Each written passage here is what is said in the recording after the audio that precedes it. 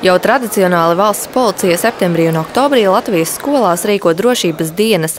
Valsts policijas Zemgales reģiona pārvaldes Jēkabpils iecirknis šogad Jēkabpils un tuvējo novadu skolās rīkoja dažādus pasākumus.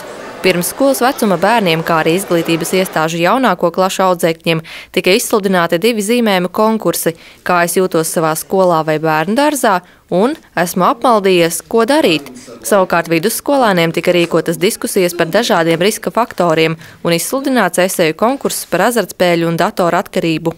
Dienu pirms Latvijas proklamēšanas 91. gada dienas valsts policijas Zemgales reģiona pārvaldes Jēkabpils iecirkņa darbinieki devās uz Viesītes vidusskolu un Jēkabpils pirmsskolas izglītības iestādi Zvaniņš, lai pasniegtu balvas, saldumus un atstarotājus, kā arī atzinības rakstus labāko darbu autoriem.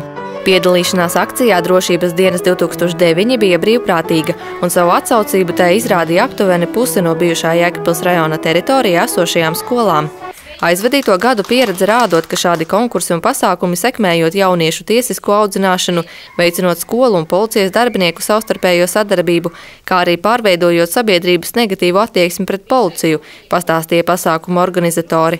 Drošības dienu pasākumi katru gadu tiek plānoti atbilstoši pieprasījumam no skolām. No piedāvātajiem pasākumiem vispopulārākās esot bijušas ekskursijas uz policiju un diskusijas par ceļu satiksmes drošību.